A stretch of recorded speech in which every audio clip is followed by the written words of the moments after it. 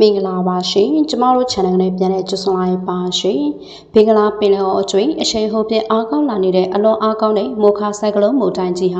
ာမြန်မာကမ်းရိုးတန်းဒေသများသို့ဓာတ်ရိုက်ဝင်ရောက်နိုင်တဲ့အခြေအနေရှိနေသဖြင့်တနိုင်ငံလုံးအတိုင်းအတာဖြင့်အရေးပေါ်သတိထားရန်လိုအပ်နေပြီဖြစ်ပါတယ်။မိုးလေဝသခန့်မှန်းချက်များအရဤမုန်တိုင်းဟာပြင်းထန်တဲ့လေတိုက်နှုန်းနဲ့အတူ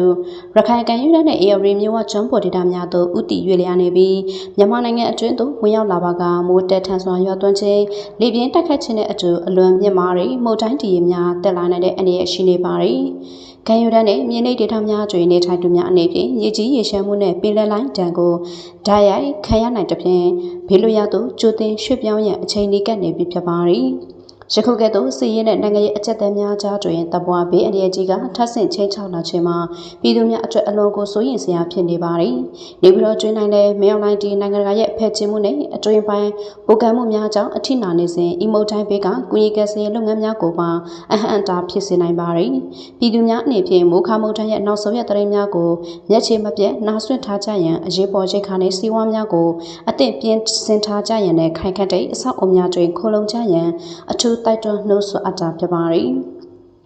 ဤမုတ်တိုင်းကြီးရဲ့တက်ရောက်မှုဟာအလွန်ပြင်းထန်နိုင်တဲ့ဖြင့်မိမိတို့ရဲ့အသက်အိုးအိမ်စီးစိမ်ကိုကာကွယ်နိုင်ရန်အတွက်အချိန်နဲ့တပြေးညီတတိပြုနေထိုင်ကြမှာဖြစ်ပါတယ်။ဘင်္ဂလားပင်လယ်အော်တွင်အရှိန်ဟုတ်ဖြင့်အားကောင်းလာနေတဲ့အလွန်ပြင်းထန်တဲ့မိုခါဆိုင်ကလုန်းမုတ်တိုင်းကြီးဟာမြန်မာနိုင်ငံသို့ဥတီရွေ့လျားလာနေပြီးအထူးသဖြင့်ရခိုင်ပြည်နယ်အေရဝတီတိုင်းနဲ့ရန်ကုန်တိုင်းတို့မှာမုတ်တိုင်းရဲ့တန်းကိုအဆိုးရွားဆုံးခံစားရနိုင်တဲ့အန္တရာယ်ဆုံးတွင်မှာကြာရောက်နေတာဖြစ်ပါတယ်။မုတ်တိုင်းဗဟိုချက်နဲ့အနီးဆုံးဖြစ်တဲ့ရခိုင်ကမ်းရိုးတန်းတစ်လျှောက်တွင်အလွန်ပြင်းထန်တဲ့လေတိုက်နှုန်းနဲ့အတူ10ပေကနေ15ပေထိမြင့်တက်လာနိုင်တဲ့မုတ်တိုင်းဒီအန္တရာယ်မှာအလွန်ကိုစိုးရိမ်ရဆုံးဖြစ်ပါရီ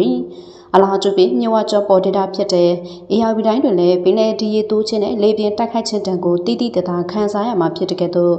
ရန်ကုန်တိုင်းတွင်လည်းမိုးတဲထန်စွာရွာသွန်းပြီးမြေနိမ့်ပိုင်းများတွင်ရေချမ်းခြင်းလေပြင်းကြောင့်တစ်ပင်များနဲ့တက်တိုင်များလဲကျခြင်းတို့ဖြစ်ပွားနိုင်ပါသည်နိုင်ငံရေးအရာမြေအောင်နိုင်ရဲ့အစိုးစုမှာအဖက်ဖက်ကနေပြိုလဲနေပြီးနေပြီးတော့အတွင်းလိုက်ပင်အနီးကတိုက်ခိုက်ခံရမှုမျာ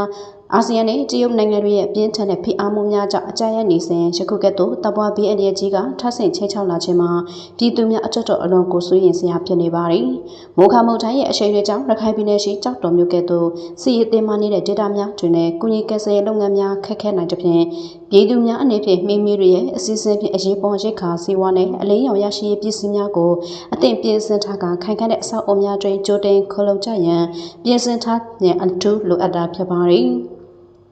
ဤမုတ်တိုင်းကြီးဟာတမိုင်းတလျှောက်မှာအကောင်းဆုံးမုတ်တိုင်းများထဲမှတစ်ခုဖြစ်လာနိုင်တဲ့ပြင်အန္တရာယ်ရှိဒေတာများရှိပြည်သူများအနေဖြင့်အချိန်နဲ့တပြေးညီဘေးလွတ်ရာသို့ရွှေ့ပြောင်းကတတိကြီးစွာနေထိုင်ကြမှာဖြစ်ပါသည်။ဘင်္ဂလားပင်လယ်အော်တွင်အရှိန်ဟုတ်ဖြင့်အကောင်းလာနေတဲ့မိုခါဆိုင်ကလုန်းမုတ်တိုင်းကြီးဟ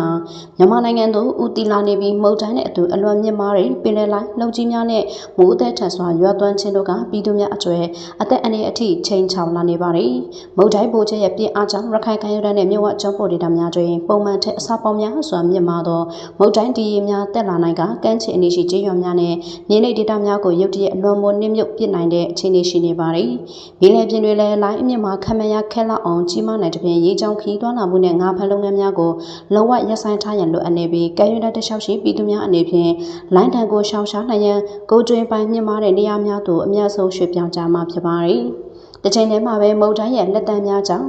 ရခိုင်အေရဝတီနဲ့ရန်ကုန်တိုင်းတို့အပြင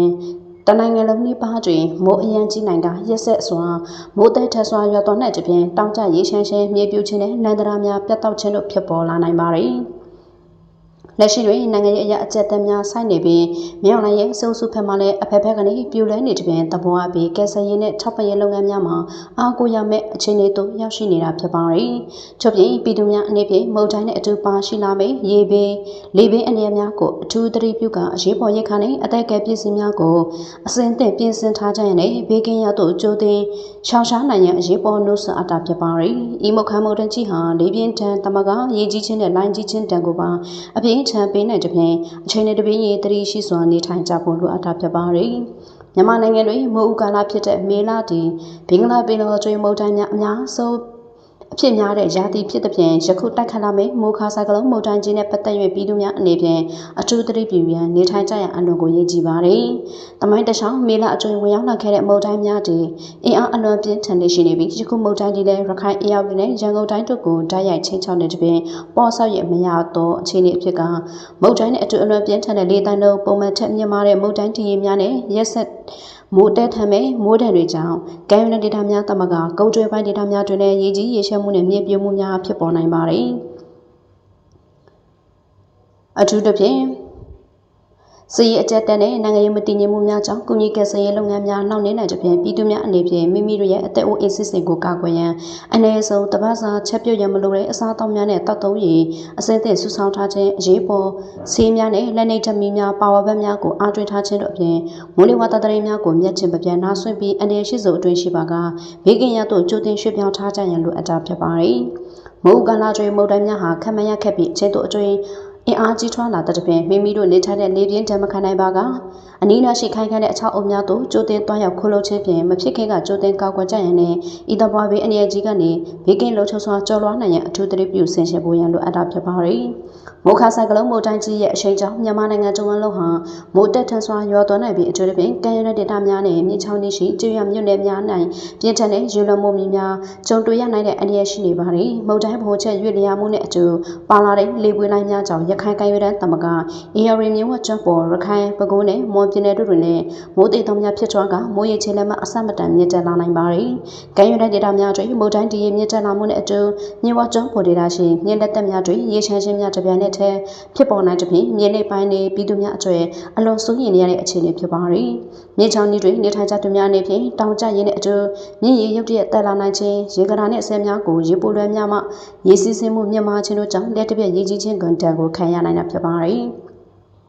ထို့ပြင်စီးရဲနဲ့နိုင်ငံရေးမတည်ငြိမ်မှုများကြောင့်ဆက်သွယ်ရေးနဲ့လမ်းပန်းဆက်သွယ်မှုများပြတ်တောက်နိုင်ခြင်းရှိရာရေဘေးတင်နိုင်တဲ့ဒေတာရှိရာပြည်သူများအနေဖြင့်မိမိတို့ရဲ့အဖို့တန်စာရွက်စာတမ်းများနဲ့အရေးပေါ်ရိတ်ခါများကိုရေလုံအောင်ထုတ်ပိုးပြင်ဆင်ထားကြရန်အထူးလိုအပ်ပါသည်။မြေကမ်းမှာပြိုကျခြင်းနဲ့ရေကြီးခြင်းမှာအချိန်တိုအတွင်းဖြစ်ပွားတဲ့ဖြင့်မြေချောင်းများအတွင်းရေနှောက်လာခြင်းသို့မဟုတ်ရေမျက်နှာပြင်တိတိတရာမြင့်တက်လာခြင်းရှိပါကဘေးလွတ်ရာသို့ချက်ချင်းရွှေ့ပြောင်းကြရန်နဲ့ဤသဘောအဘေးအနေအကြီးကိုတတိကြီးစွာဖြင့်စူပေါင်းကြော်လွှာကြရန်အသိပေးနှိုးဆော်ထားခဲ့လည်းဖြစ်ပါသည်။ဆက်လက်ပြီးတော့ကမ္ဘာကပ်ရောဂါအတွင်ဖြစ်လာနိုင်တဲ့ဟန်တာဗိုင်းရပ်ကူးစက်ခံရနိုင်တဲ့တန်တရားဖြင့်စင်ကာပူနိုင်ငံတွင်လူ2ဦးကိုတိတန့်စောင့်ကြည့်နေပြီးဟန်တာဗိုင်းရပ်ကမြန်မာနိုင်ငံအပါအဝင်အာဆီယံနိုင်ငံများထံသို့ခြေဦးလက်ချင်းချောက်လာနေပြီဆိုတဲ့အကြောင်းတင်ဆက်ပြမှာဖြစ်ပါတယ်။ကြွက်ကနေတဆင့်ကူးစက်ပြီးလူအချင်းချင်းကူးစက်နေတဲ့ကုသဆေးမပေါ်သေးတဲ့ဟန်တာဗိုင်းရပ်တန်တရားဖြင့်စင်ကာပူနိုင်ငံသား2ဦးကိုတိတန့်စောင့်ကြည့်နေကြောင်းစင်ကာပူမှာလာတဲ့သတင်းများအရသိရှိရပါတယ်။ဟန်တာဗိုင်းရပ်ကူးစက်မှုမှာအာဂျင်တီးနားနိုင်ငံကနေထွက်ခွာလာတဲ့MV Honduras အပျော်စီးသင်းမောပေါ်တွင်ရှားပါပြီး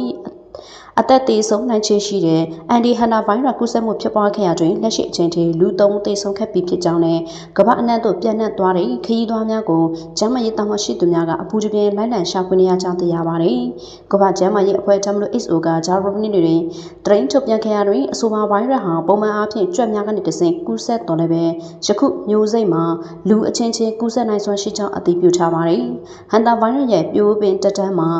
6ပတ်အထိကြာမြင့်နိုင်သောကြောင့်နောက်ထပ်ကူးစက်ခရသူများထပ်မံပေါ်ထွက်လာနိုင်တော့လည်းပဲလုံလောက်တဲ့ကြိုတင်ကာကွယ်မှုများပြုလုပ်ပါကကမ္ဘာလုံးဆိုင်ရာကပ်ရောဂါအတွင်ဖြစ်လာနိုင်ခြင်းမရှိကြောင်း WHO ကဆိုထားပါတယ်။ MV Honduras အပျော်စီးသင်းမောပေါ်တွင်ဗိုင်းရပ်ကူးစက်ခဲ့တဲ့ Dutch လူမျိုးဇနီးမောင်နှံဦးတ